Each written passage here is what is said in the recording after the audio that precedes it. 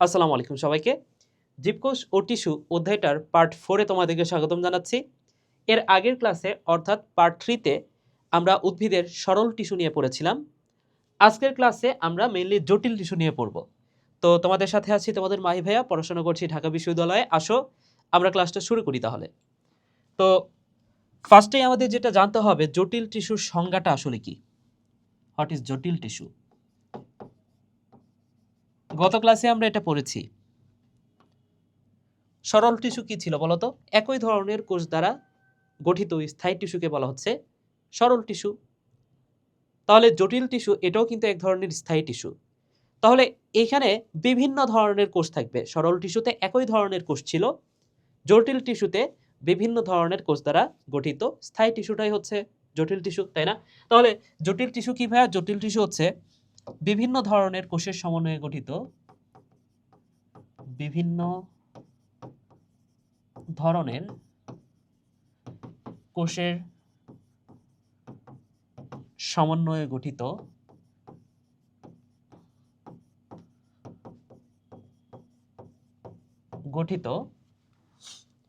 স্থায়ী tissue.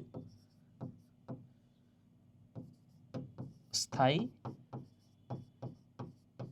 Tissue হলো জটিল টিস্যু। জটিল টিস্যু, আশা করি তোমরা বুঝতে পেরেছো। তো এই যে জটিল টিস্যু, এটাকে আদর করে আরো একটি স্পেশাল নামে ডাকা যাইতে পারে। যদি জটিল টিস্যুকে আদর করে বলা যায়, এটাকে বলা হয় পরিবহন টিস্যু। ঠিক আছে? তাহলে এই জটিল টিস্যুকে আমরা আদর করে স্পেশাল যে নামটাতে ডাকতে পারি, এটাকে আমরা বলতে পারি পরিবহন টিস্যু। পরিবহন টিস্যুও বলা হয়, টিস্যুও বলা হয়। তো একটা কথা মাথায় রাখো, এই যে পরিবহন টিস্যু এটা হচ্ছে দুই ধরনের। উদ্ভিদের দেহের কথা বলতেছি, উদ্ভিদের দেহে পরিবহন টিস্যু কত ধরনের বলতো? দুই ধরনের। তাহলে এই পরিবহন টিস্যু আবার কত ধরনের? পরিবহন টিস্যু এটা হচ্ছে দুই ধরনের। একটাকে বলা হচ্ছে জাইলেম, একটা হচ্ছে জাইলেম, এবং আরেকটা হচ্ছে ফ্লোয়েম। ফ্লোয়েম। তো উদ্ভিদের দেহে দেখা যায় যে জাইলেম এটা কি কাজ করে একটু পরে বলতেছি, ফ্লোয়েমের কাজটা একটু পরে বলতেছি। তো উদ্ভিদের দেহে দেখা যায় যে এই জাইলেম আর ফ্লোয়েম এটা একত্রে অবস্থান করে বা গুচ্ছ আকারে অবস্থান করে। তো এই যে গুচ্ছ আকারে অবস্থান করতেছে, এটাকে বলা যাইতে পারে পরিবহন টিস্যু গুচ্ছ বলা যাইতে পারে। যেহেতু গুচ্ছ আকারে অবস্থান করতেছে জাইলেম আর ফ্লোয়েম, তাহলে পরিবহন টিস্যু গুচ্ছ বলা যায়, অথবা বলা যেতে পারে ভাস্কুলার বান্ডল। ঠিক আছে? তাহলে এই জাইলেম এবং ফ্লোয়েম সম্পর্কে যে কথাটা মাথায় রাখবা, সেটা হচ্ছে জাইলেম ও ফ্লোয়েমের যে গুচ্ছ, জাইলেম ও ফ্লোয়েমের গুচ্ছ, এটা খুব বেশি গুরুত্বপূর্ণ কথা না। ইন্টারমিডিয়েটে উঠলে এই যে ফ্লোয়েমের জাইলেম এবং ফ্লোয়েমের গুচ্ছ সম্পর্কে বিস্তারিত পড়া আছে, তবে 9-10 এখান থেকে প্রশ্ন হবে না। তারপরেও মাথায় রাখো, জাইলেম ও ফ্লোয়েমের গুচ্ছকে বলা হয়, গুচ্ছকে বলা হয় ভাস্কুলার বান্ডল। ভাস্কুলার বান্ডল বা পরিবহন টিস্যু গুচ্ছ, এটাকে বলা যেতে পারে পরিবহন টিস্যু গুচ্ছ।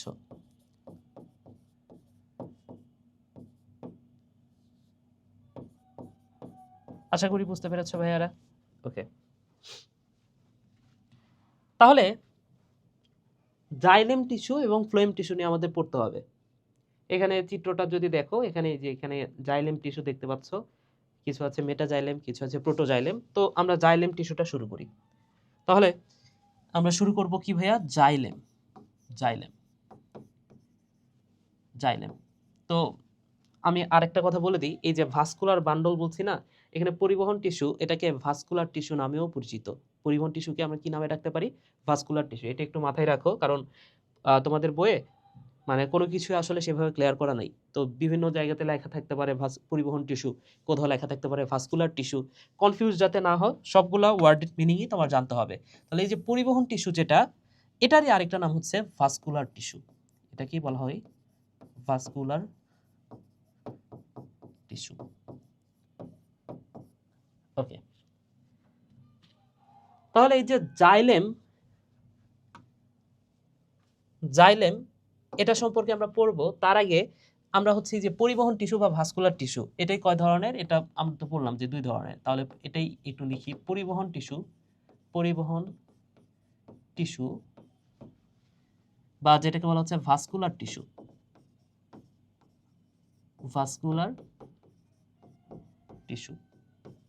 এই পরিবহন টিস্যু বা যেটাকে বলা হচ্ছে ভাস্কুলার টিস্যু, এটা কত ধরনের ভাইয়া? এটা হচ্ছে দুই ধরনের। একটা হচ্ছে জাইলেম এবং ফ্লোয়েম। এই দুটার মধ্যে ফার্স্টে পার্থক্যটা করি। পার্থক্য পড়লে তোমাদের অনেক পড়া এমনিতেই ইজি হয়ে যাবে। দেখো, সো আমরা পড়বো কি? আমরা পড়বো হচ্ছে জাইলেম এন্ড ফ্লোয়েম। তাহলে পরিবহন টিস্যু এটা দুই ধরনের, একটাকে বলা হচ্ছে জাইলেম, একটাকে বলা হচ্ছে জাইলেম এবং আরেকটা হচ্ছে ফ্লোয়েম। আচ্ছা, তো পরিবহন টিস্যু বা ভাস্কুলার টিস্যু এটা আসলে কি, বা এটার কাজ কি আসলে? দেখো, এখানে ভাস্কুলার টিস্যু নামের মধ্যে আছে ভাস, ভাস থেকেই মাথায় রাখতে পারো যে বাস, আর বাসের কাজ কি? পরিবহন করা। তাহলে ভাস্কুলার টিস্যু মানে হচ্ছে পরিবহন টিস্যু। এখন পরিবহন এই নামটা শুনে তোমার কি মনে হচ্ছে? দেখো, বাসের কাজ কি? কোনো একজনকে এক জায়গা থেকে আরেক জায়গায় নিয়ে যাওয়া। তাহলে পরিবহন মানে কি? এই বিষয়টাই পরিবহন, তাই না? যে কোনো একটা জিনিসকে এক জায়গা থেকে আরেক জায়গায় নিয়ে যাওয়া। তো আমাদের দেহে কোনো একটা উপাদানকে একটা জায়গা থেকে আরেকটা জায়গায় নিয়ে যাওয়ার জন্য যেই জিনিসটা কাজ করে সেটা হচ্ছে রক্ত। আমাদের দেহে রক্ত আছে। আমরা যে অক্সিজেনটা নিচ্ছি, সেই অক্সিজেনটা রক্তের মাধ্যমে আমাদের প্রতিটা কোষে পৌঁছায় যাচ্ছে। কিন্তু উদ্ভিদের দেহে তো আর রক্ত নাই, তাই না? উদ্ভিদের দেহে যেহেতু রক্ত নাই, এখন উদ্ভিদের দেহেও তো কিছু না কিছু পরিবহন হয়। যেমন খাদ্য পরিবাহিত হয়, উদ্ভিদের দেহে পানি পরিবাহিত হয়। তাহলে উদ্ভিদের যেহেতু রক্ত নাই, তাদের তো কিছু একটা থাকতে হবে। কি আছে তাহলে উদ্ভিদের? উদ্ভিদের আছে এই ভাস্কুলার টিস্যু বা পরিবহন টিস্যু। অর্থাৎ উদ্ভিদের আছে এই জাইলেম এবং ফ্লোয়েম। আমাদের যেমন রক্ত আছে, আমাদের তো জাইলেম ফ্লোয়েম নাই। তাহলে উদ্ভিদে রক্তের মতো কিছু একটা তো লাগবে, যেটা পরিবহন করতে হবে, যার মাধ্যমে। তাহলে পরিবহন করার জন্য উদ্ভিদের যে টিস্যুগুলা, একটা হচ্ছে জাইলেম, আরেকটা হচ্ছে ফ্লোয়েম। তো জাইলেমের কাজটা কি? জাইলেমের কাজটা কি? উদ্ভিদের দেহে কি কি পরিবাহিত হয়? উদ্ভিদের দেহে পানি পরিবাহিত হতে পারে, খাদ্য পরিবাহিত হতে পারে, এই দুইটাই মেইনলি পরিবাহিত হয়, তাই না? তো এখানে যে জাইলেম নামের মধ্যে আছে জ, এই জ থেকে মনে রাখো জাইলেমের কাজ হচ্ছে জল পরিবহন করা। জাইলেমের কাজ কি ভাইয়া? জাইলেমের কাজ হচ্ছে জল পরিবহন করা। এবং উদ্ভিদ যখন জল পরিবহন করে, এই জলের সাথে থাকে লবণ। তাহলে জল আর লবণ একসাথে থাকে। তাহলে জাইলেমের কাজ কি? জল যেহেতু পরিবহন করতেছে, জলের সাথে এই লবণটা অটোমেটিক চলে আসে। তাহলে এই জল আর লবণকে একত্রে যে স্পেশাল নামটাতে ডাকা হয়, যে স্পেশাল নামটাতে ডাকা হয় ভাইয়া, সেটাকে বলা হয় কোষ রস। কোষ রস। তাহলে জাইলেমের কাজ কি বলতো? জাইলেমের কাজ হচ্ছে কোষ রস পরিবহন করা। আর কোষ রস মানে কি? জল প্লাস লবণ, এটাকে বলা হচ্ছে কোষ রস। এবং আরো একটা টিস্যু হচ্ছে ফ্লোয়েম। তো ফ্লোয়েমের নামের মধ্যে ফ আছে বা এফ আছে। এফ থেকে মনে রাখো, ফ্লোয়েমের কাজ হচ্ছে ভাইয়া ফুড পরিবহন করা। ফুড পরিবহন বা খাদ্য পরিবহন করা হচ্ছে ফ্লোয়েমের কাজ, তাই না? ওকে, তাহলে জাইলেমের কাজ আমরা পাইলাম। জাইলেমের কাজ হচ্ছে কোষ রস পরিবহন করা, ফ্লোয়েমের কাজ হচ্ছে খাদ্য পরিবহন করা। তো জাইলেম, জাইলেম বলো আর ফ্লোয়েম বলো, দুইটারই চারটা করে উপাদান আছে। জাইলেম টিস্যু, এগুলো যেহেতু টিস্যু, এখানে বিভিন্ন, এগুলো যেহেতু জটিল টিস্যু, এখানে একই রকম কিন্তু কোষ থাকে না, এখানে ভিন্ন রকম কোষ থাকে। তাহলে জাইলেমের 4 ধরনের কোষ আছে, ফ্লোয়েমেরও 4 ধরনের কোষ আছে, এবং এগুলো আশা করি অনেকে জানো। যেমন আমি বলতে পারি জাইলেমের কোষগুলা কি কি। জাইলেমের কোষগুলা হচ্ছে, 1 নাম্বার 4 ধরনের কোষ আছে, এর মধ্যে একটা হচ্ছে ট্রাকিড, একটা হচ্ছে ট্রাকিড। 2 নাম্বার হচ্ছে ভেসেল, ভেসেল। এরপরে জাইলেম প্যারেনকাইমা, জাইলেম প্যারেনকাইমা, এবং last one xylem fibre, xylem fibre. তাহলে tracheid, vessel, xylem parenchyma, xylem fibre. ফ্লোয়েমেরও 4 ধরনের কোষ আছে। 4 ধরনের কোষ দ্বারা ফ্লোয়েম গঠিত। 4 ধরনের কোষকে কি? একটা হচ্ছে সিভনল বা সিভ কোষ, সিভ কোষ বা সিভনল।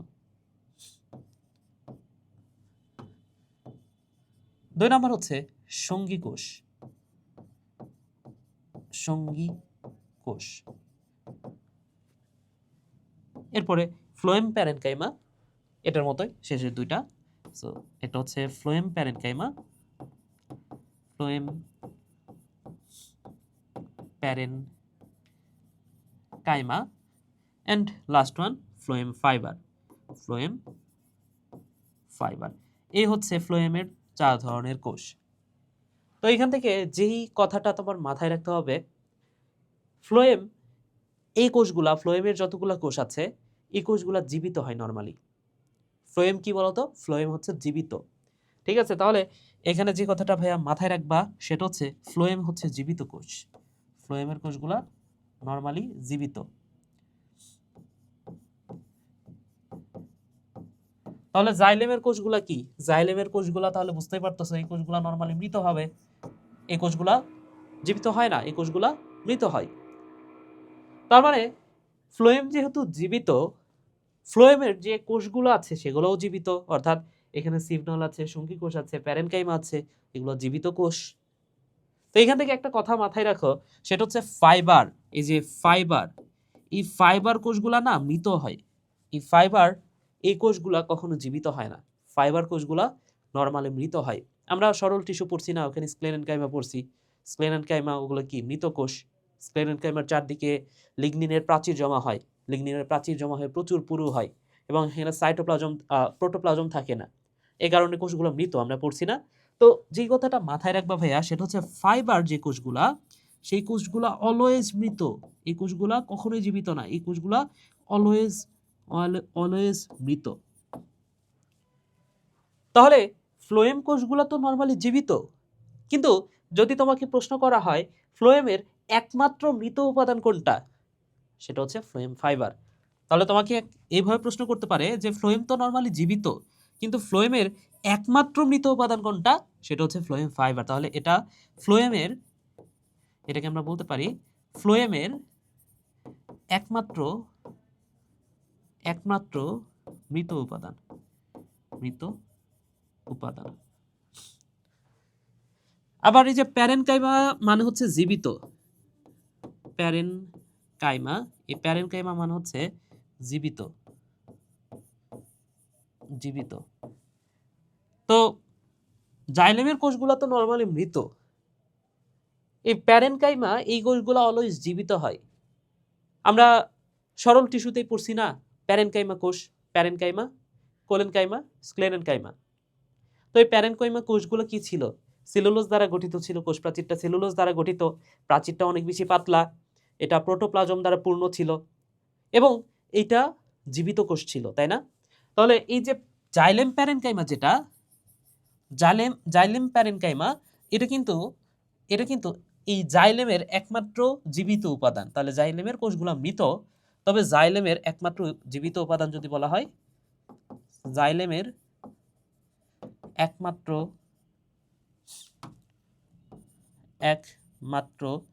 জীবিত উপাদান, জীবিত উপাদান হচ্ছে জাইলেম প্যারেনকাইমা। সিম্পল। ওকে, তাহলে জাইলেম এবং ফ্লোয়েমের মধ্যে সাধারণ আলোচনা আমাদের হলো। আচ্ছা, এবার আমরা দেখছি না যে জাইলেমের কাজ হচ্ছে জল পরিবহন করা, জলের সাথে লবণও থাকে, অর্থাৎ জাইলেমের কাজ হচ্ছে কোষরস পরিবহন করা। এখন কোষরসটা কোন দিকে পরিবাহিত হবে? দেখো, উদ্ভিদ পানি শোষণ করে কোন দিক দিয়ে? মূলের মাধ্যমেই তো পানি শোষণ করে, তাই না? এখন এই পানির মাধ্যমে কি হয়? উদ্ভিদের দেহে খাদ্য তৈরি হয়, আর খাদ্য তৈরি হয় কোথায়? পাতায়। তাহলে এই পানিটাকে মূল থেকে কোথায় নিয়ে যাইতে হবে? পাতায় নিয়ে যাইতে হবে, তাই কিনা? তাহলে যে কথাটা মাথায় রাখবে ভাইয়া, ধরে নাও এটা হচ্ছে একটা গাছ, গাছের মূল আছে, নিচের দিকে মূল আছে এবং উপরে আছে পাতা, উপরে আছে পাতা। তো এখানে এখানে আছে পাতা, হ্যাঁ, এখানে ধরে নাও যে আছে পাতা। তো তো এখানে যে মূলের মাধ্যমে তো পানিটা শোষিত হচ্ছে, মূলের মাধ্যমে তো পানিটা শোষিত হচ্ছে, তাই কিনা? তাহলে পানিটা শোষিত হয়ে কোথায় যেতে হবে? পাতায় যেতে হবে। তাহলে জাইলেমের পরিবহনটা কোন দিকে বলো তো? ঊর্ধ্বমুখী না? ঊর্ধ্বমুখী সবসময় উপরের দিকে, তাই না? মূল থেকে একদম পাতার দিকে, উপরের দিকে, কারণ পাতা তো উদ্ভিদের ক্ষেত্রে উপরের দিকে থাকে। তাহলে জাইলেমের পরিবহনটা এটা অলওয়েজ ঊর্ধ্বমুখী, এই কথাটা মাথায় রাখো। জাইলেমের পরিবহনটা কেমন? এটা হচ্ছে ঊর্ধ্বমুখী পরিবহন, ঊর্ধ্বমুখী পরিবহন এখানে দেখা যায়, ঊর্ধ্বমুখী পরিবহন। আর ফ্লোয়েমের যে পরিবহনটা সেটা কেমন? দেখো, পাতায় তৈরি হচ্ছে খাদ্য, এই যে সূর্যের আলোর উপস্থিতিতে এখানে সালোক সংশ্লেষণ প্রক্রিয়ায় পাতায় খাদ্য তৈরি হচ্ছে। এখন পাতায় যে খাদ্যটা তৈরি হচ্ছে, ফ্লোয়েমের কাছে তো খাদ্য পরিবহন করা, তাহলে এই খাদ্যটা সারা দেহে পৌঁছাইতে হবে। এখন সারা দেহ মানে কি? পাতা থেকে তো নিচের দিকে তো দেহটা থাকে, তাই না? কাণ্ড থাকে, এখানে যদি একটা ডাল থাকে, এখানে যদি একটা ডাল থাকে, তাহলে এই ডালের মধ্যে খাদ্যটা পৌঁছাইতে হবে। তাহলে ফ্লোয়েমের পরিবহনটা কোন দিকে? নিচের দিকে, পাতা থেকে নিচের দিকে। তার মানে কি এখানে নিম্নমুখী পরিবহন হয়, নিম্নমুখী পরিবহন দেখা যায়। কিন্তু তুমি একটু চিন্তা করে দেখো তো, ধরে নাও যে নিচের দিকে একটা পাতা আছে, নিচের দিকে এখানে একটা পাতা আছে, এখানেও তো খাদ্য তৈরি হচ্ছে, তাহলে এই খাদ্যটাকে আবার কি উপরের দিকে পৌঁছানোর প্রয়োজন না? আবার তোমরা হয়তো বা জানো যে মূলের মধ্যে কি থাকে? লিউকোপ্লাস্ট। আর আমরা জানি লিউকোপ্লাস্ট খাদ্য সঞ্চয় করে। তাহলে মূলে যেহেতু খাদ্য সঞ্চিত থাকে, তাহলে মূলে যে খাদ্য সঞ্চিত থাকে সেই খাদ্যটাকেও তো আমাদের উপরের দিকে যাইতে হবে, তাই না? তাহলে উপরের দিকে যে খাদ্যটা যাবে, আর খাদ্য পরিবহনটা করে কে? ফ্লোয়েম। তাহলে ফ্লোয়েমের পরিবহনটা কোন দিকে হয়? নিচ থেকে উপরের দিকেও হচ্ছে। তাহলে ফ্লোয়েম শুধু নিম্নমুখী পরিবহন না, ফ্লোয়েমের পরিবহনটা নিম্নমুখী সাথে ঊর্ধ্বমুখীও হয়। ঠিক আছে, তাহলে এখানে নিম্নমুখী বা ঊর্ধ্বমুখী পরিবহন দেখা যায়, ঊর্ধ্বমুখী পরিবহন, এই কথাটা ভাইয়া খুব গুরুত্ব সহকারে মাথায় রাখতে হবে। ওকে, আমি নতুন একটা পেজ নিয়ে নিই, কারণ এই পেজে অনেক লেখা হয়ে গেছে। আর দু একটা কথা জাস্ট বলবো, আমাদের মেন পড়া কিন্তু প্রায় শেষ। ওকে, তাহলে আর দু একটা কথা বলবো এইটা সম্পর্কে, সেটা হচ্ছে একটা কথা মাথায় রাখো, সেটা হচ্ছে, আচ্ছা এই দাগটা না রাখি আপাতত, একটা কথা মাথায় রাখো, সেটা হচ্ছে জাইলেমে নগ্নবীজী উদ্ভিদ কি এটা আশা করি এখন জানো, গত ক্লাসে আমি বলছিলাম। নগ্নবীজী বা যার আরেকটা নাম হচ্ছে ব্যক্তবীজী। তাহলে এই যে নগ্নবীজী বা ব্যক্তবীজী উদ্ভিদের মাথায় রাখো ভাইয়া, জাইলেমের ভাই নাই। ব্যক্তবীজী উদ্ভিদের মনে রাখো, জাইলেমের ভাই নাই আর ফ্লোয়েমের সঙ্গী নাই।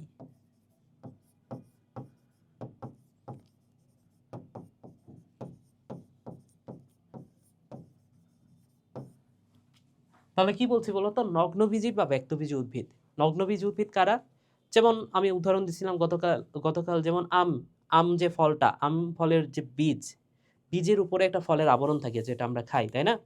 কিন্তু এমন কিছু উদ্ভিদ আছে পৃথিবীতে যে উদ্ভিদগুলার বীজ আছে কিন্তু বীজের উপরে কোনো আবরণ নাই। এরকম অনেক উদ্ভিদ আছে, যেমন সাইকাস আছে, পাইনাস আছে। এই উদ্ভিদগুলোকে বলা হয় নগ্নবীজী উদ্ভিদ বা ব্যক্তবীজী উদ্ভিদ। তো এই যে ব্যক্তবীজী উদ্ভিদ বা নগ্নবীজী উদ্ভিদ, এদের জাইলেমের ভাই নাই, ফ্লোয়েমের সঙ্গী নাই, শেষ। জাইলেমের ক্ষেত্রে কি নাই? ভাই নাই। অর্থাৎ জাইলেমের ভাই নাই বলতে এখানে ভাই মানে হচ্ছে ভেসেল, অর্থাৎ জাইলেমের ভেসেল নাই, জাইলেমের ভেসেল নাই। আর ফ্লোয়েমের সঙ্গী নাই বলতে কি? সঙ্গী কোষ নাই, সঙ্গী কোষ এটা নাই। তাহলে জাইলেমের ভেসেল নাই, ফ্লোয়েমের সঙ্গী কোষ নাই, খুবই সিম্পল। ওকে, তাহলে এটা একটা আমরা বৈশিষ্ট্য পড়লাম জাইলেম আর ভেসেল সম্পর্কে। তবে এইখানে ছোট্ট একটা কথা আমি বলে দিই, এটা পরীক্ষা আসতে পারে। নিটাম নামক একটা নগ্নবীজ উদ্ভিদ আছে, ব্যতিক্রমটা আমি একটু বলে দিই। ব্যতিক্রম তো ব্যতিক্রম যে নগ্নবীজ উদ্ভিদটার নাম হচ্ছে নিটাম। এই নিটাম নগ্নবীজী উদ্ভিদটা এটা তুলনামূলক উন্নত। হ্যাঁ, এটা আবৃতবীজী উদ্ভিদের মতো কিছুটা বৈশিষ্ট্য সম্পন্ন। এটা ঠিক আছে ব্যক্তবীজী উদ্ভিদ বা নগ্নবীজী উদ্ভিদ, কিন্তু আবৃতবীজী উদ্ভিদের সাথে বৈশিষ্ট্য সম্পন্ন কিছুটা বৈশিষ্ট্য মিল আছে। সো এটা যেহেতু কিছুটা উন্নত নগ্নবীজের চেয়ে, এইখানে এই জাইলেমের ভেসেলটা থাকে, এই কথাটা মাথায় রেখো। ঠিক আছে? তাহলে এই নিটামে কি হয় বলতো? জাইলেমের ভেসেল থাকে। নিটামে জাইলেমের ভেসেল থাকে। জাইলেমের ভেসেল থাকে। ওকে, ঠিক আছে। তাহলে জাইলেম এবং ফ্লোয়েম সম্পর্কে অনেক কিছু পড়লাম আমরা। সামনে আরো কিছু ইনফরমেশন পড়ব। এবার আসো আমরা একটু বিস্তারিততে যাই। এই যে তোমাদের বইয়ে tracheid, vessel, xylem parenchyma, xylem fibre এগুলো নিয়ে একটু বিস্তারিত আলোচনা আছে, সেগুলো আমি একটু আলোচনা করি। দেখো এখানে, আচ্ছা, জাইলেম সম্পর্কে আরো কিছু কথা বলে নিই আমি। যেমন আমি বলতে পারি জাইলেম এটা কিন্তু দুই ধরনের হয়। জাইলেম কয় ধরনের ভাইয়া? জাইলেম হচ্ছে দুই ধরনের। একটাকে বলা হয় প্রাথমিক জাইলেম। জাইলেম কয় ধরনের ভাইয়া? এটা হচ্ছে দুই ধরনের। দুই ধরনের জাইলেম আছে। একটাকে বলা হয় প্রাথমিক জাইলেম, প্রাথমিক জাইলেম, আর একটা হচ্ছে গৌণ জাইলেম। জাইলেম। তো এই জাইলেমটা আসলে কোথা থেকে উৎপত্তি লাভ করে এটাও তো আমার জানতে হবে।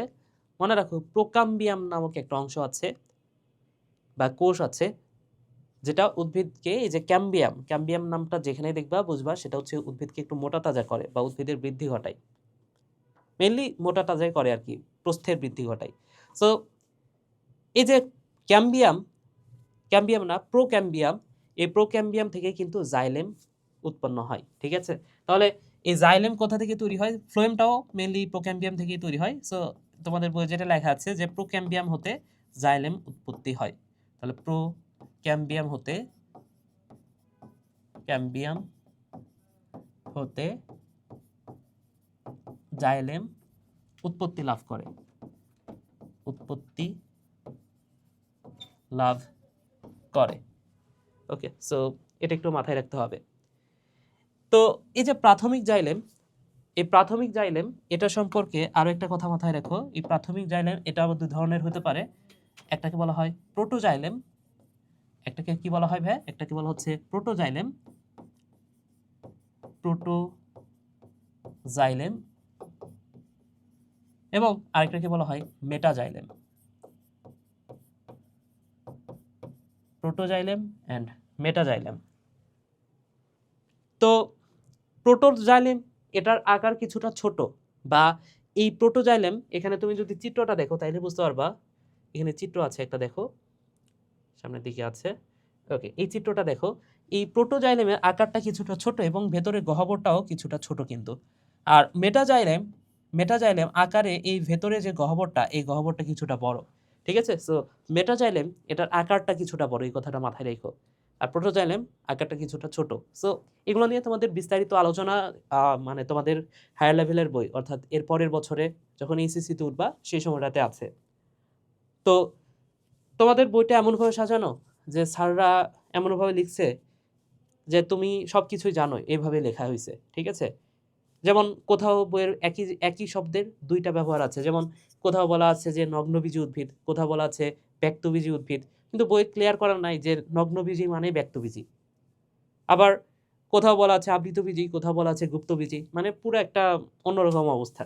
যাই হোক, তোমাদের বই কোনো কিছু, সব কিছুই আছে কিন্তু কোনো কিছু নিয়ে সুন্দর করে ব্যাখ্যা দেওয়া নাই।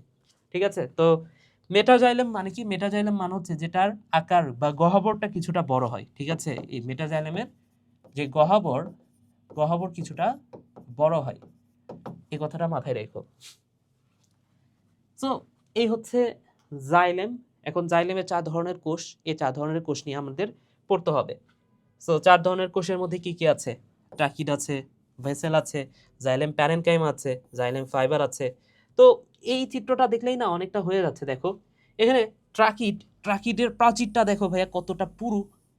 ট্রাকিডের প্রাচীরটা দেখছো কতটা পুরু এবং লম্বা, কিন্তু ট্রাকিড কিন্তু অনেকটা লম্বা। লম্বা এবং দুই প্রান্ত সুচালো, দেখতে পাচ্ছ না? ট্রাকিট লম্বা এবং দুই প্রান্ত সুচালো। এখানে ফাইবার, যেটা ফাইবার নিয়ে তো গত ক্লাসেই পড়ছি, ওই যে স্ক্লেরনকাইমাতে পড়ছি না ফাইবার, তাহলে একটা ছিল ফাইবার আর একটা ছিল স্ক্লেরাইট। তাহলে এই যে ফাইবার, জাইলেম ফাইবার যেটা, ওইখানে ফাইবার যেটা পড়ছি ওই রকমই দেখতে। আর যেটা ভেসেল, সেটা দেখতে পাচ্ছ যে ভেসেলের এই যে প্রান্তের দিকে এখানে কিন্তু একটা গহ্বর দেখতে পাচ্ছি, যে প্রান্তের দিকে গহ্বর দেখতে পাচ্ছ, এবং এটা দেখতে চোঙের মতো, এই আকৃতিটা দেখতে চোঙের মতো আকৃতি। এবং এই জাইলেম ভেসেল যেটা, এটা একটার উপর একটা সজ্জিত থাকে, দেখো এই যে একটার উপরে আরেকটা সজ্জিত অবস্থায় আছে। ঠিক আছে, তাহলে দেখো চিত্র থেকে কিন্তু আমাদের অনেকটা হয়ে যাচ্ছে। তাহলে আমরা একটু বিস্তারিত পড়ি। দেখো ট্রাকিট সম্পর্কে কি বলা আছে। আমরা তো জানি যে জাইলেমের একটা কোষ হচ্ছে ট্রাকিড। তো আমরা তাহলে এটাও কনফার্ম হতে পারি যে ট্রাকিডের কাজ কি তাহলে হবে। ট্রাকিডের কাজ হচ্ছে পানি এবং খনিজ লবণ পরিবহন করা, তাই না? সো ট্রাকিডের কাজ কি? এই যে পানি আর খনিজ লবণকে একত্রে বলা হয় কোষরস। তাহলে ট্রাকিডের কাজ হচ্ছে কোষরস পরিবহন করা। এছাড়াও এই যে জাইলেম যে উপাদানগুলা, সেটা অনেক সময় খাদ্য সঞ্চয় করে, যেহেতু মূল থেকেই নিয়ে যাচ্ছে, সো মানে মূলেই থাকে। তো এটা কখনো কখনো খাদ্য সঞ্চয় করে এবং অঙ্গকে দৃঢ়তা প্রদান করাও এই জাইলেমের কাজ। ঠিক আছে, তাহলে জাইলেমের কাজ কি? কোষরসের পরিবহন করা, অঙ্গকে দৃঢ়তা প্রদান করতেছে এবং কখনো কখনো খাদ্য সঞ্চয় করতেছে। তো ট্রাকিড কোষগুলা কেমন? আমরা চিত্রতেই বুঝতে পারছি যে ট্রাকিড কোষগুলো অনেকটা লম্বা হয়। তাহলে কোষগুলা লম্বা, প্রান্তদ্বয় সরু এবং সুচালো। তো চিত্র দেখলে কিন্তু মাথায় সেট হয়ে যাচ্ছে এটা। এর প্রাচীরটা আমরা দেখছি যে অন্যগুলার চেয়ে দেখো কতটা পুরু, তাই না? যেহেতু পুরু, আর পুরু জিনিসের লিগনিন থাকে, তাহলে এই প্রাচীরে লিগনিন জমা হয়ে পুরু হয়। এবং যেহেতু পুরু হয়ে যাচ্ছে, লিগনিন জমা হচ্ছে, ভেতরে যে গহ্বরটা থাকে সেই গহ্বরটাও কিন্তু পূর্ণ হয়ে যায় বা বন্ধ হয়ে যায়। তাহলে ভেতরের যে গহ্বর সেটা বন্ধ হয়ে যায়। যেহেতু গহ্বরটা নাই, গহ্বরের মাধ্যমে কিন্তু পানি পরিবহন করতে পারতো, কিন্তু গহ্বরটাই তো নাই। তাহলে এখন পানিটা পরিবহন হবে কিভাবে, বা কোষরস কিভাবে পরিবাহিত হবে? সেটা হচ্ছে ওই যে দুইটা কোষের মাঝখানে, দুইটা কোষের যে প্রাচীরগুলা, আমরা কোষ প্রাচীর পড়ার সময় দেখছি না যে পিট পেয়ার থাকে বা কূপ জোড়া থাকে।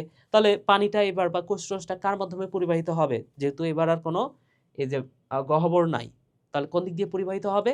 এই কূপ জোড়া দিয়ে পরিবাহিত হবে, বা জোড়া কূপের মাধ্যমে পরিবাহিত হয়। জোড়া কূপ কি, এটা আমরা কোষ প্রাচীরে জেনেছি, তাই না? ওকে, প্রাচীরের পুরুত্ব কয়েক ধরনের। মনে রাখো, প্রাচীরের পুরুত্ব কয়েক ধরনের। এটা কি কি হতে পারে? এভাবে পড়তে পারো, বকুশ সোজা, বকুশ সোজা, বকুশ সোজা। অর্থাৎ ব মানে হচ্ছে বলয়াকার, কু মানে কূপাঙ্কিত, স মানে হচ্ছে সর্পিলাকার, স মানে সোপানাকার, এবং যা মানে হচ্ছে জালিকাকার। বকুশ সোজা, বকুশ সোজা, বকুশ সোজা। এই ওয়ার্ডটা বারবার পড়ো, ঠিক আছে? বারবার পড়ো, পড়তে থাকো। ট্রাকিট, এখানে আরেকটা জিনিস অ্যাড করে নিতে পারো যে বকুশ সোজা, ট্রাক বকুশ সোজা। তো ওয়ার্ডটা আসলে কিছু মিন করে না, তারপরেও তুমি যদি বারবার পড়তে থাকো, ধরে নাও যে 50 বার 100 বার পড়লা, বাকুশ সোজা, বকুশ সোজা, বকুশ সোজা, বকুশ সোজা, তোমার মাথায় এটা এমনভাবে সেট হয়ে যাবে, তুমি তোমার নাম ভুলে যাবা কিন্তু এই ওয়ার্ডটা ভুলবা না। এবং তোমাকে যদি পরীক্ষায় কখনো প্রশ্ন করে, যদি এই টাইপের কোশ্চিন আসে না, আসার সম্ভাবনা খুবই কম, তারপর যদি কোনোভাবে কোশ্চিন চলে আসে যে ট্রাকিটের প্রাচীরের পুরুত্ব 9 কোনটা, বা প্রাচীরের পুরুত্ব কোনটা, তখন কিন্তু তুমি যেটা বকুশ সোজা এই টাইপের কথাগুলো কিন্তু তোমার মাথায় হঠাৎ করে চলে আসবে। ঠিক আছে, তো মনে না রাখার চেয়ে কিছু মনে রাখো, কিছু একটু বারবার পড়ো, বারবার পড়লে মাথায় সেট হয়ে যাবে এবং এটা তোমার কাজে দিবে পরীক্ষার সময়। দেখো, তোমার আসলে বইয়ের সবকিছুই, তুমি বইয়ের কোন একটা টপিক থেকে প্রশ্ন হচ্ছে না, বইয়ের 20% টপিক থেকে কিন্তু 80% কোশ্চিন হয়, এটা তো জানো, তাই না? 80-20 রুল যেটা, বইয়ের 20% টপিক যদি তোমার ক্লিয়ার থাকে, তুমি 80% মার্ক ইজিলি কনফার্ম করতে পারবে সেখান থেকে। কিন্তু তোমার বইটা তো অনেক ছোট, তোমার হাতে সময় 2 বছর, ঠিক আছে? তোমার হাতে কিন্তু সময় কম নাও, অনেক সময়, 2 বছর। তো বইয়ের প্রত্যেকটা জিনিসই তোমার আয়ত্ত করতে হবে এই সময়টাতে। তুমি যদি বইয়ের প্রত্যেকটা কনসেপ্ট, প্রত্যেকটা জিনিস কাভার করতে পারো এই 2 বছরে, তোমার ইন্টারমিডিয়েট লাইফটা অনেক বেশি ইজিয়ার হয়ে যাবে। ঠিক আছে? তো প্রত্যেকটা জিনিস চেষ্টা করবা মাথায় রাখার জন্য। ঠিক আছে? আচ্ছা, এরপরে দেখো কি বলা আছে, ফার্নবর্গ নগ্নবীজি আবৃতবীজি উদ্ভিদের প্রাথমিক ও গৌণ জাইলেম কলায় প্রাকৃত দেখা যায়। ওকে, তাহলে কোথায়? ফার্নবর্গ। ফার্ন মানে কি? ফার্ন জাতীয় একটা উদ্ভিদ হচ্ছে টেরিস। তোমরা তোমাদের বাসার আশেপাশে দেখবা অসংখ্য জন্মে। এটা তোমার বাসার আশেপাশে যেখানে একটু ভেজা স্যাঁতসেঁতে একটু জায়গা আছে সেখানে দেখবা যে টেরিস জন্মে, বা এই যে ফার্ন জাতীয় যে উদ্ভিদ জন্মে। কিভাবে চিনবা তুমি? ওই উদ্ভিদের কচি পাতা দেখবা একটু কুণ্ডলিত অবস্থায় থাকে, বা তোমরা একটু সার্চ করলে বুঝতে পারবা যে কোন উদ্ভিদটার কথা বলতেছি। কুণ্ডলিত অবস্থায় থাকে কচি পাতাটা, ওইটা হচ্ছে টেরিস। তাহলে এই যে ফার্ন জাতীয় যে উদ্ভিদ এগুলো হচ্ছে অনুন্নত উদ্ভিদ। আমরা তো জানি সবচেয়ে উন্নত উদ্ভিদ কোনটা? আবৃতবীজি উদ্ভিদ সবচেয়ে উন্নত। তার চেয়ে অনুন্নত উদ্ভিদ হচ্ছে নগ্নবীজি, তার চেয়েও অনুন্নত উদ্ভিদ হচ্ছে এই যে ফার্নবর্গীয় যে উদ্ভিদগুলা। তো এই যে ফার্নবর্গ নগ্নবীজি আবৃতবীজি উদ্ভিদের প্রাথমিক ও গৌণ জাইলেম কলায় কি দেখা যায়? প্রাকৃত দেখা যায়। তো এটা আলাদাভাবে মনে রাখার দরকার হবে না, কারণ সব ধরনের উদ্ভিদেই এই প্রাকৃতটা দেখা যাচ্ছে। ঠিক আছে? ফার্নবর্গ, আবৃতবীজি, নগ্নবীজি সব জায়গাতে দেখা যাচ্ছে। আচ্ছা, আর কাজটা তো আমরা পড়ছি। তাহলে ট্রাকিড সম্পর্কে আমরা কি কি পড়লাম? দেখো, ট্রাকিড হচ্ছে লম্বা, ট্রাকিডের দুই প্রান্ত সরু সুচালো, এর প্রাচীরে লিগনিন জমা হয়ে পুরু হয়, আর পুরু হওয়ার কারণে মাঝখানে যে গহ্বরটা সেটা বন্ধ হয়ে যায়। তাহলে এবার পানিটা পরিবাহিত হবে কিভাবে? জোড়াকূপের মাধ্যমে, তাই কি না? এটা তাহলে আমরা আরো একটা কথা মনে রাখছি, এর প্রাচীরের আকৃতিটা কেমন, প্রাচীরের পুরুত্বটা কেমন? বকুশ সোজা, তাই না? বলয়াকার, কোপাঙ্কিত, সতে হচ্ছে সর্পিলাকার, সতে সোপানাকার, যাতে হচ্ছে জালিকাকার। দেখো আমারই মুখস্থ হয়ে গেছে, আমার কিন্তু এটা মুখস্থ ছিল না, কিন্তু এই যে আমি বারবার তোমাদের সাথেই তোমাদের জন্য কয়েকবার আমি উচ্চারণ করছি, দেখো আমার মাথায় সেট হয়ে গেছে, তাই না? বকুশ সোজা। ওকে, আশা করি তোমারও মাথায় সেট হয়ে গেছে এতক্ষণে। এবার আসো ভেসেল। তো একটা কথা মাথায় রাখো, এখানে বলে দিই, সেটা হচ্ছে এখানে আরো একটা ইনফরমেশন তোমার মাথায় রাখতে হবে, সেটা হচ্ছে নিউক্লিয়াস বিহীন কোষ। নিউক্লিয়াস বিহীন কোষ। নিউক্লিয়াস বিহীন কোষ কোনগুলা ভাইয়া? যেমন নিউক্লিয়াস বিহীন একটা কোষ হচ্ছে সিভ কোষ। হ্যাঁ, ওই যে ফ্লোয়েমের যে সিভ নল আছে না, সিভ কোষ, যাই হোক, আগের বার তো নল লিখছি, তাহলে সিভ নল, যেটা সিভ নল, এখানে নিউক্লিয়াস নাই। একটু পরে চিত্রতে আমরা দেখতে পাবো যে এখানে এই সিভ নল যেটা, সেখানে আসলে নিউক্লিয়াস থাকে না। দেন এই সিভ নলের এই ভ থেকে আরেকটা কথা মনে রাখো, ভেসেল, এই দুই জায়গাতে কিন্তু নিউক্লিয়াস থাকে না। ঠিক আছে ভাইয়া? এই দুই জায়গাতে কি থাকে না বলো তো? নিউক্লিয়াস থাকে না। এছাড়াও আমাদের দেহের মধ্যে যদি বলো কোথায় নিউক্লিয়াস থাকে না, পরিণত আরবিসি লোহিত রক্তকণিকাতে নিউক্লিয়াস থাকে না। এছাড়াও আমাদের রক্তকণিকার মধ্যেই আরও একটা জায়গাতে নিউক্লিয়াস থাকে না, সেটা হচ্ছে অনুচক্রিকা। এই জায়গাগুলোতে কিন্তু নিউক্লিয়াস থাকে না, এটা মাথায় রাখো। ঠিক আছে? তাহলে আরবিসি, অনুচক্রিকা, সিগন্যাল, ভেসেল, এগুলাতে নিউক্লিয়াস নাই। তাহলে এই যে ভেসেল, এই কোষগুলাতে নিউক্লিয়াস থাকে না, এখানে লেখা আছে কিনা, মেবি লেখা নাই। ওকে, সো এই কোষগুলা খাটো চোঙের মতো, একটু আগে দেখলাম না আকৃতিটা কেমন, এই আকৃতিটাকে বলা হচ্ছে চোঙের মতো আকৃতি।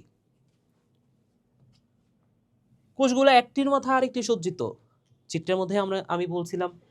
আচ্ছা, প্রান্তীয় প্রাচীরটি গলে গিয়ে দীর্ঘ নলের মতো অঙ্গের সৃষ্টি হয়। তাহলে এই যে প্রান্তীয় যে প্রাচীরটা, এই প্রাচীরটা গলে গিয়ে দেখো নলের মতো, দীর্ঘ নলের মতো অঞ্চল বা গহ্বর সৃষ্টি হয়েছে। কোষ রসের উপরে ওঠার জন্য একটি সরু পথ সৃষ্টি হয়ে যায়। তাহলে এই যে নলের মতো যে অঞ্চল তৈরি হইলো, এখন কোষ রস মানে কি? এই যে পানি আর লবণ, এটাকে তো উপরে উঠতে হবে, তাহলে উপরে ওঠার জন্য সরু নল এখানে তৈরি হয়ে গেল, তাই না? উপরে ওঠার জন্য একটা সরু পথ সৃষ্টি হয়ে গেলে, যে নল, যেটা নলের মাধ্যমে তো সরু পথ সৃষ্টি হয়ে গেল, তাই না? ভেসেলের প্রাচীর বিভিন্ন রূপে পুরু হয়ে থাকে, যেমন ওইখানে আমরা পড়ছি, এই যে এখানে আমরা কি পড়লাম বলতো? এখানে আমরা পড়ছি বকুশ সোজা, তাই না? আর এখানে কি হবে তাহলে? এখানে হবে বকুশ। তাহলে এখানে হচ্ছে বকুশ সোজা না, এটা হচ্ছে বকুশ, বকুশ, বা তুমি তোমার মতো করে সাজায় নিতে পারো বকুশ। তাহলে ভেসেলের যে প্রাচীরের পুরুত্ব সেটা কেমন হতে পারে, বকুশ হতে পারে। সাধারণত কয়েক সেন্টিমিটার লম্বা হয়, তবে বৃক্ষ বা আরোহী উদ্ভিদে আরো লম্বা হতে পারে। এই ইনফরমেশনগুলো এত বেশি গুরুত্বপূর্ণ না। প্রধানত গুপ্তবীজী উদ্ভিদের অঙ্গে ভেসেল দেখা যায়। তাহলে এই যে বলছিলাম নগ্নবীজী উদ্ভিদে জাইলেমের ভাই নাই, ফ্লোয়েমের সঙ্গী নাই। তাহলে এই যে গুপ্তবীজী উদ্ভিদে শুধুমাত্র এটা দেখা যায়, নগ্নবীজী উদ্ভিদে দেখা যায় না। কিন্তু নগ্নবীজী উদ্ভিদের মধ্যে একটা উন্নত উদ্ভিদ যার নাম হচ্ছে নিটাম, এই নিটামে ভেসেল থাকে। কাজ কি বলতো, ভেসেল যেহেতু জাইলেমের একটা কোষ, তাহলে পানি খনিজ লবণ পরিবহন করা এর কাজ, পানি খনিজ লবণ পরিবহন করা এবং অঙ্গকে একই সাথে দৃঢ়তা প্রদান করা এর কাজ। তাহলে আগেরটাতেও ছিল, অঙ্গকে দৃঢ়তা বাই ডিফল্ট দিয়ে দিচ্ছে কিন্তু।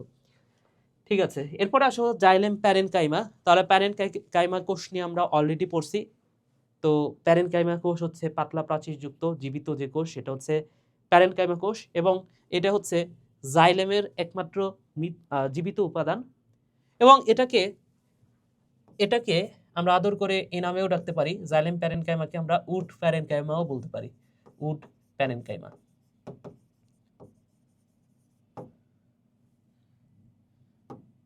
প্যারেনকাইমা, ওকে, উড প্যারেনকাইমাও বলা হয়। তাহলে জাইলেমে অবস্থিত প্যারেনকাইমা এর প্রাচীরটা পাতলাও হতে পারে, পুরুও হতে পারে।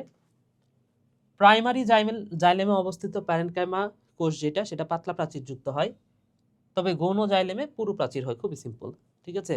তাহলে প্রাইমারি জাইলেম যেটা, আমরা তো দেখছি যে জাইলেম দুই ধরনের হতে পারে, এটা হচ্ছে প্রাইমারি, আর প্রাইমারি আস্তে আস্তে এক সময় গৌণ জাইলেম, প্রাইমারি প্রাচীরটা মানে প্রাইমারি জাইলেমটা আস্তে আস্তে পুরো হতে হতে সেটা সেকেন্ডারি জাইলেম বা গৌণ জাইলেমে পরিণত হয়। তাহলে প্রাইমারি জাইলেমের প্রাচীরটা কি থাকবে, পাতলা থাকবে, গৌণ জাইলেমের প্রাচীরটা পুরো থাকবে। এটা তো সিম্পল কথা, তাই না? ওকে, তাহলে কাজটা কি, কাজ হচ্ছে খাদ্য সঞ্চয় করে, আর পানি পরিবহন তো অবশ্যই করবে, তাই না? মেন কাজই তো পানি পরিবহন করা, তাহলে পানি পরিবহনের সাথে খাদ্য সঞ্চয়টাও করে। এবার আসো জাইলেম ফাইবার। তাহলে জাইলেমে অবস্থিত স্ক্লেরেনকাইমা কোষটাকে কি বলা হচ্ছে, জাইলেম ফাইবার। এটা আমরা গত ক্লাসে শিখেছি। তাহলে জাইলেম ফাইবারকে আমরা উড ফাইবারও বলতে পারি, তাই কি না? তাহলে এটাকে আমরা উড ফাইবারও বলতে পারি, উড ফাইবার, কাঠের ফাইবার। কোষগুলা লম্বা এবং দুই প্রান্ত সরু, আমরা দেখেছি চিত্রের মধ্যেই কোষগুলা লম্বা এবং দুই প্রান্ত সরু, তাই কিনা? এই যে কোষগুলা লম্বা এবং দুই প্রান্ত সরু, আমরা অলরেডি দেখেছি এটা। পরিণত কোষে প্রোটোপ্লাজম থাকে না বলে এরা মৃত। তো জাইলেমের প্যারেনকাইমা বাদে অন্যান্য উপাদানও তো মৃত। উদ্ভিদে এরা যান্ত্রিক শক্তি প্রয়োগ করে, শক্তি যোগায়। দ্বিবীজপত্রী উদ্ভিদের সব জাইলেমে এরা অবস্থান করে। সো দ্বিবীজপত্রী উদ্ভিদে সব জাইলেমে এরা অবস্থান করে। অন্যান্য কোথাও আছে কি নাই এই ব্যাপারে কোনো কিছু বলা নাই, জাস্ট দ্বিবীজপত্রী উদ্ভিদের কথা বলা আছে। পানি ও খনিজ পদার্থ পরিবহন করে, খাদ্য সঞ্চয় করে এবং উদ্ভিদকে যান্ত্রিক শক্তি ও দৃঢ়তা প্রদান করে। ঠিক আছে, তাহলে এটা আগের গুলাতে কি ছিল, আগের গুলাতে কেউ হচ্ছে খাদ্য সঞ্চয় করতেছিল, পানি আর খনিজ লবণ তো সবাই পরিবহন করে, কিন্তু কেউ খাদ্য সঞ্চয় করতো, কেউ করতো না। তো এখানে এখানে সব কাজই করে। এই যে জাইলেম প্যারেনকাইমা যেটা, জাইলেম ফাইবার যেটা, সেটা সব কাজই করে। এটা পানি ও খনিজ লবণ তো পরিবহন করবেই, পাশাপাশি খাদ্য সঞ্চয় করে, যান্ত্রিক শক্তিও যোগায়, দৃঢ়তাও প্রদান করে। ওকে, জাইলেমের কোষগুলা নিয়ে আমরা পড়লাম। এবার আসো ফ্লোয়েম। তো ফ্লোয়েমের কোষগুলা কি কি? ফ্লোয়েমের কোষগুলা হচ্ছে, এখানে দেখো, ফ্লোয়েমের 4 ধরনের কোষ আছে। একটা হচ্ছে সিভ কোষ, সিভনল বা সিভ কোষ, আরেকটা হচ্ছে সঙ্গী কোষ, একটা হচ্ছে ফ্লোয়েম প্যারেনকাইমা এবং আরেকটা হচ্ছে ফ্লোয়েম ফাইবার। তো এখানে নামটা দেখো, সঙ্গী নামটা মানে বুঝতেই পারতেছো যে, যেমন আমার সাথে যদি আমার একটা ফ্রেন্ড থাকে, সে আমার হচ্ছে সঙ্গী, তাই না? তাহলে এই যে সিভনল যেটা, সিভনল দেখতে কেমন? একটু আগে আমি বলছি না যে সিবনল ভেসেল এগুলো হচ্ছে নিউক্লিয়াস বিহীন, তাহলে সিবনলে কোনো নিউক্লিয়াস নাই, অর্থাৎ এটা হচ্ছে নিউক্লিয়াস বিহীন। প্রথম কথা হচ্ছে এটা নিউক্লিয়াস বিহীন বিহীন। তো তোমাকে ছোট্ট একটা কথা বলি, দেখো ভাইয়া, তোমাকে ধরে নাও যে এই চিত্রটা দিল, এবং চিত্রটা দিয়ে তোমাকে তো আর বলে দিবে না, উদ্দীপকে তো আর বলে দিবে না যে এটা হচ্ছে সিবনল, এভাবে কি বলে দিবে না, তোমাকে এইখান থেকে একটা টান দিয়ে বলবে এটা হচ্ছে এ, এটা হচ্ছে বি, বি এভাবে বলবে তোমাকে, তাই না? তাহলে তুমি তখন কিভাবে চিনবা, পরীক্ষার মধ্যে কিভাবে চিনবা যে কোনটা আসলে সিবনল আর কোনটা হচ্ছে সঙ্গী কোষ, কিভাবে চিনবা? চেনার একমাত্র উপায় হচ্ছে যেটা সিবনল সেখানে দেখো পুরাটা জুড়ে কোনো ধরনের নিউক্লিয়াস নাই, পুরাটা জুড়ে কোনো নিউক্লিয়াস নাই, বুঝতেছো? তাহলে পুরাটা জুড়ে নিউক্লিয়াস নাই। চেনার আরেকটা উপায় বলে দিই, সেটা হচ্ছে সিবনল যেটা সেখানে সিপ্লেট থাকে, এই যে দেখো সেখানে কি থাকে ভাইয়া, এই যে এটাকে বলা হচ্ছে সিপ্লেট। আর সঙ্গী কোষ কিভাবে চিনবা? সিবনলের সাথে লাগানো অবস্থাতে সঙ্গী কোষটা থাকে, তাহলে সিবনলের সঙ্গী হচ্ছে সঙ্গী কোষ, তাহলে সিবনলের সঙ্গীটাকে সঙ্গী কোষ। যেমন এই যে এটা হচ্ছে সিবনল, এখানে কোনো নিউক্লিয়াস নাই, কিন্তু এর সাথে লাগানো এই যে আরেকটা কোষ, এই কোষটাকে আমরা বলতে পারি সঙ্গী কোষ, যার নিউক্লিয়াস আছে। তো ধারণা করা হয় এই যে সঙ্গী কোষের যে নিউক্লিয়াসটা, এর যেহেতু নিউক্লিয়াস নাই, ধরে নাও যে আমার বন্ধুর একটা ফোন আছে, আমার ফোন নাই, তো আমি যদি গেম খেলতে চাই বা আমি যদি কোনো একটা মুভি দেখতে চাই বা কিছু করতে চাই, কাউকে ফোন দিতে চাই, আমি তো আমার বন্ধুর ফোনটা ইউজ করবো, তাই না? তো বিষয়টা হচ্ছে যে এর তো নিউক্লিয়াস আসলে নাই, এর নিউক্লিয়াস আছে। তো সিগন্যাল যে কাজটা করে, এর সঙ্গী যেহেতু এই সঙ্গীর নিউক্লিয়াসটা ব্যবহার করে তার বিপাকীয় বিভিন্ন বা তার যে কাজগুলো করা দরকার সেই কাজগুলো কিছুটা নিয়ন্ত্রণ করে তার বন্ধুর যে নিউক্লিয়াস সেটা দিয়ে। ক্লিয়ার? তাহলে এই হচ্ছে সিগন্যাল আর সঙ্গী কোষ। এরপরে আদার্স যে কোষগুলা সেটা হচ্ছে ফ্লোয়েম প্যারেনকাইমা, এই যেগুলা এই কোষগুলা বড় বড় যে নিউক্লিয়াস যুক্ত কোষগুলা সেগুলো হচ্ছে ফ্লোয়েম প্যারেনকাইমা, এবং ফ্লোয়েম ফাইবার এখানে চিত্রে আসলে দেয়া নাই, তো তোমার পরীক্ষাতেও ওইভাবে দিবে না, তোমাকে পরীক্ষায় দিলে এই চিত্রটাই দিবে এবং ওইখানে এই তিনটাই থাকবে।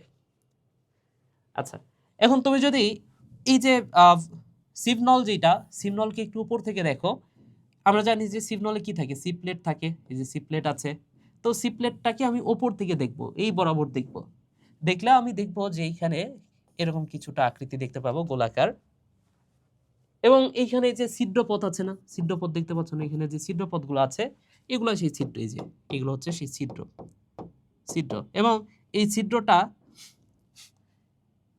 এটাকে বলা হচ্ছে, এই যে ছিদ্রগুলা এই জায়গাটাকে বলা হচ্ছে সিপ্লেট।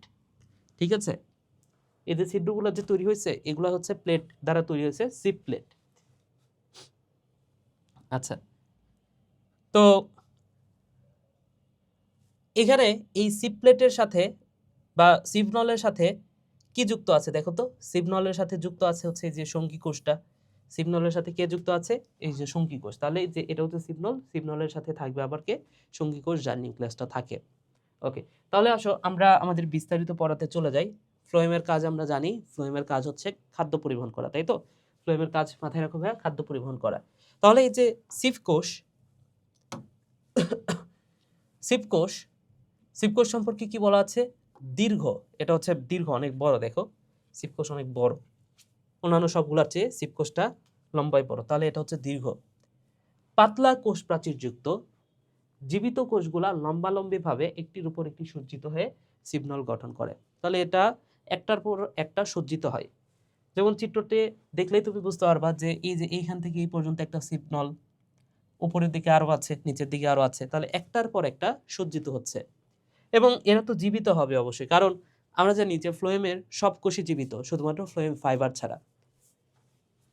কোষগুলা চালুনির মতো ছিদ্রযুক্ত সিপ্লেট দিয়ে পরস্পর থেকে আলাদা থাকে, তাহলে চালুনির মতো ছিদ্রযুক্ত, তোমরা তো চালুনি চেনো তাই না, চালুনি চেনো, তো এই চালুনিতে কি থাকে, ছিদ্র থাকে, তাহলে এখানেও কি আছে, ছিদ্র আছে, তাহলে এই চালুনির মতো ছিদ্রযুক্ত সিপ্লেট, তাহলে এই পুরা জিনিসটাকে বলা হচ্ছে সিপ্লেট, এই পুরা জিনিসটাকে, এই প্লেটটাকে বলা হচ্ছে সিপ্লেট। ঠিক আছে, যদি এখানে চিত্রে আমি দেখতে পাচ্ছি যে এই নলটাকেও সিপনল বলা আছে, এই ছিদ্রটাকেও বলা হচ্ছে সিপ্লেট, তবে ওইটা না, এই পুরা জিনিসটাকে সিপ্লেট বলা হয় আসলে। ঠিক আছে, আচ্ছা, সিপ কোষে প্রোটোপ্লাজম প্রাচীর ঘেঁষে থাকে বলে একটি কেন্দ্রীয় ফাঁপা জায়গার সৃষ্টি হয়। তাহলে এই সিপ প্লেটে বা সিপ কোষে প্রোটোপ্লাজম যেটা সেটা এই যে প্রাচীরটা ঘেঁষে থাকে, এই যে এই প্রাচীরগুলো আছে না, এই প্রাচীর ঘেঁষে প্রোটোপ্লাজম থাকে। তাহলে যেহেতু প্রাচীর ঘেঁষে প্রোটোপ্লাজমটা আছে, মাঝখানে তো তাহলে ফাঁকাই থাকলো। তাহলে যেহেতু প্রোটোপ্লাজমটা মাঝে নাই, প্রাচীর ঘেঁষে আছে, তার মানে কি মাঝখানে একটা ফাঁপা নলের সৃষ্টি হচ্ছে। তাহলে প্রাচীর ঘেঁষে থাকে বলে একটি কেন্দ্রীয় ফাঁপা জায়গার সৃষ্টি হয়, যেটা খাদ্য পরিবহনের নল হিসেবে কাজ করে। এদের প্রাচীর লিগনিনযুক্ত। তাহলে যে সিভনল, এই সিপকোষের প্রাচীরটা কেমন? লিগনিনযুক্ত। পরিণত সিপকোষে কোনো নিউক্লিয়াস থাকে না, একটু আগে আমরা জেনেছি এটা। এবং সকল ধরনের গুপ্তবীজী উদ্ভিদের ফ্লোয়েমে সঙ্গীকোষ ও সিভনল থাকে। তাহলে গুপ্তবীজী মানে কি? গুপ্তবীজী মানে হচ্ছে আবৃতবীজী। দেখো স্যাররা এমনভাবে এগুলা লিখে রাখছে, কোথাও আবৃতবীজী কোথাও গুপ্তবীজী। স্যাররা মানে এমনভাবে লিখছে যে তোমাদের কাছে এই ওয়ার্ডগুলো না কতই পরিচিত, এভাবে লিখে রাখছে, তাই না? সো গুপ্তবীজী মানে হচ্ছে আবৃতবীজী, আর ব্যক্তবীজী মানে হচ্ছে নগ্নবীজী। আবৃতবীজী। তাহলে সকল আবৃতবীজীতে সঙ্গীকোষ এবং সিগন্যাল থাকে। তাহলে এটার কাজ কি? পাতায় প্রস্তুতকৃত খাদ্য উদ্ভিদের দেহের বিভিন্ন অংশে পরিবহন করা।